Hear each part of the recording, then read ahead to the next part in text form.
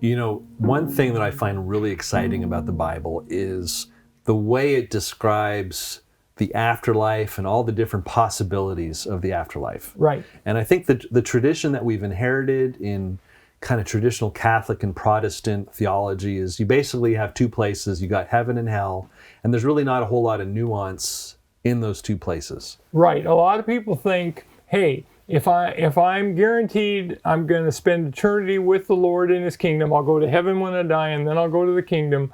Well, then I'm good, and there's nothing else to think about. Right. In fact, I mean, some of my favorite comics, like The Far Side and The Simpsons, if you ever watch that show, they depict heaven as, you're floating on a cloud and you're playing your harp, and that's all there is to it. It's like a very platonic, it's very kind of disembodied vision of what the afterlife is. But that's not at all what the Bible promises. No, in fact, you're right. It is Platonic. It comes from Plato and Aristotle and their idea that the physical world is bad, right, and the spiritual world is good, and so we're looking for an afterlife that's devoid of the physical world. Right, right. But the Bible is all about, He put Adam and Eve in the garden, and if they hadn't sinned, there would have been a physical existence on the physical world forever. And right. God's going to achieve that. If you read Revelation 21 and 22, we'll be on a new earth. We're going to spend eternity not in heaven, but on the new earth. Right. In physical bodies, glorified bodies. And there's going to be degrees of glory, degrees of eternal reward in that kingdom. Absolutely. There's going to be a potential for loss and maybe experiences of grief before it starts, based on when we're evaluated by Christ at the judgment seat of Christ. Well, think of it this way, Sean. Don't we know in this life that some believers have a more abundant experience than others? Oh, yeah, absolutely. Right? And so someone who's walked with Christ for 40 or 50 years is experiencing a more abundant life than someone who has just come to faith in Christ out of a pagan background and they're a week-old believer. Right. They're not experiencing much of an abundant life yet. They need to grow in the faith. And the longer we walk with Christ, how does the song go? The sweeter He grows. And it's true, the sweeter our life grows too, if we're walking in fellowship with God. Now, the reason why I raise that is because there's this phrase that appears in the New Testament, the outer darkness. Right. Right? And in traditional thought, this very flattened eschatology where you only have two options, people often think the outer darkness obviously means hell. Right. It only occurs 3 times, all in Matthew. So the funny thing is, you don't find it anywhere else in the rest of the New Testament. It's just Matthew chapter 8, Matthew chapter 22, and Matthew chapter 25. Okay. And all 3 show that the outer darkness refers to a place or a concept that a believer will experience, not an unbeliever. That a believer will experience. Right. All right, Right. well, show that to me. Where's that? Okay, well, for example, if you go to Matthew 8, in Matthew 8, the Lord clearly says that it's the sons of the kingdom, in verse 12, who will be cast into the outer darkness.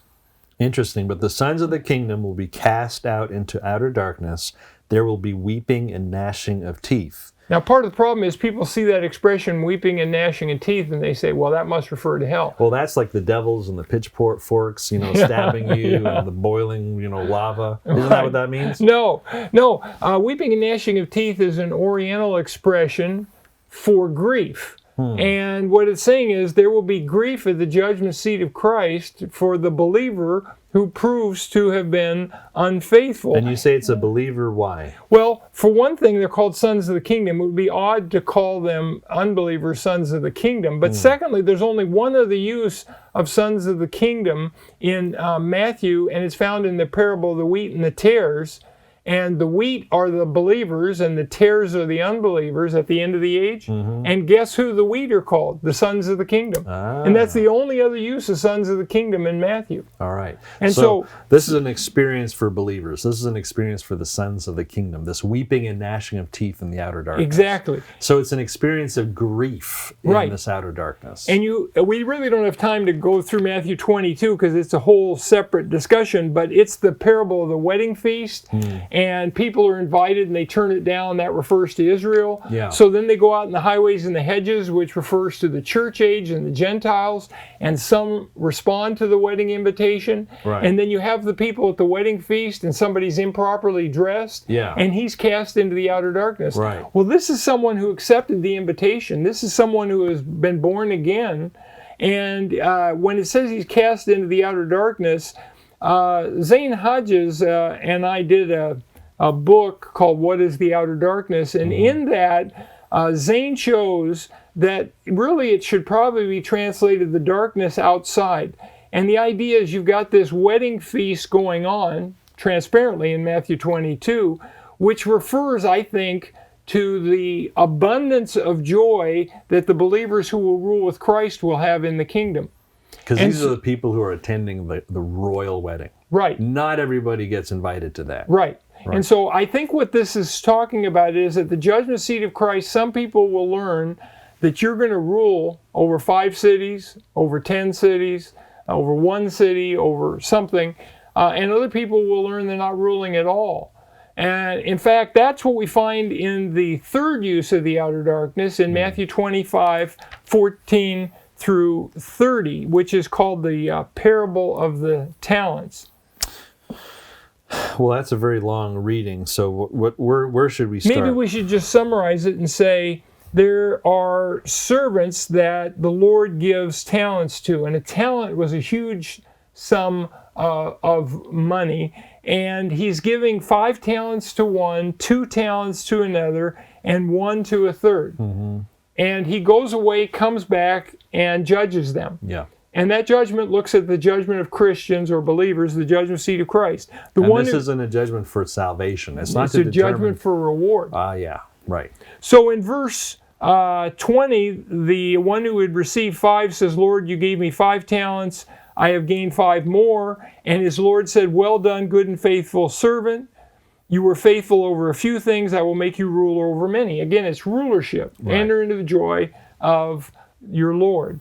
The second one came, got one who got 2 and says, Lord, I've come up with 4. And the Lord gives him exactly the same commendation. You were faithful in a little. Yeah. You're going to, I'm going to make you a ruler over many things. Enter into the joy of your Lord.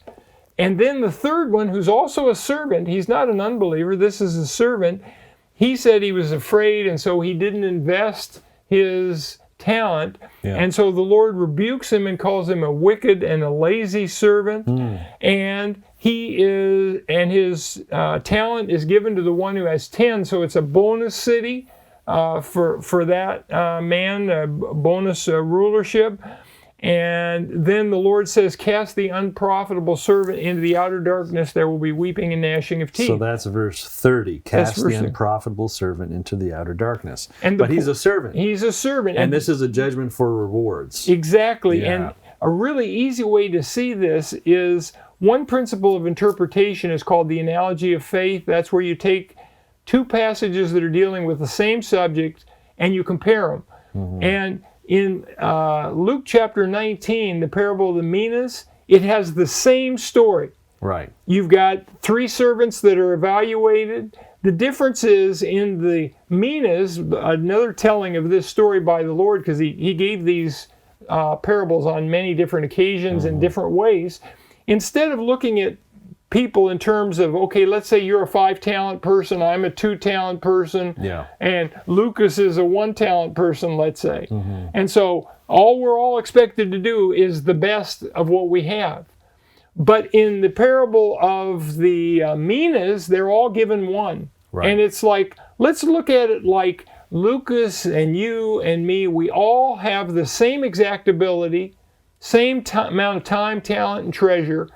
Now what do we do with it? Yeah. And that's what goes on in the parable of the minas. And what we find is the first servant goes from 1 to 10, and he hears well done, and he gets authority over 10 cities. Mm-hmm. Second one goes from 1 to 5. He doesn't hear well done, but he does have authority over 5 cities. The third one, like the third servant in the parable of the talents, doesn't invest his mina, and as a result, he's called a wicked servant. Yeah. And he has his mina taken away from him and given to the one who has 10. Right. That So bonus city. There's a negative consequence. Right. Yeah. But what's interesting is in Luke 19, when he ends the discussion with the judgment of the 3 servants, he says, "But bring here those enemies of mine who did not want me to reign over them," which is referring to unbelieving Israel as well as unbelieving Gentiles. And then it says, "and slay them before me." And the slaying refers to the second death of Revelation 20, verse 14, being cast into the lake of fire. And many commentators on Luke 19, verses 11 to 27, point out that verse 27 shows the third servant is born again. And so if the third servant is born again there, he's also born again in the parable of the talents, which is the same story with just a twist as to looking at people with different giftedness. So the big kind of summary is the outer darkness is really kind of the darkness outside of wherever the people who are ruling are celebrating.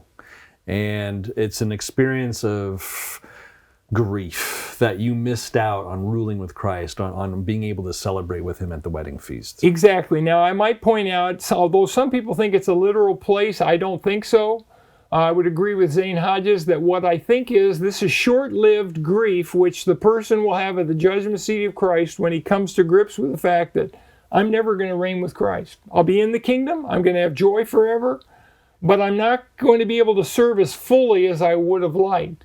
And that will be weeping and gnashing teeth, but it'll be very short-lived, and once the person goes into the millennium, they'll be full of joy, and they'll be very content with what they have and what they don't have.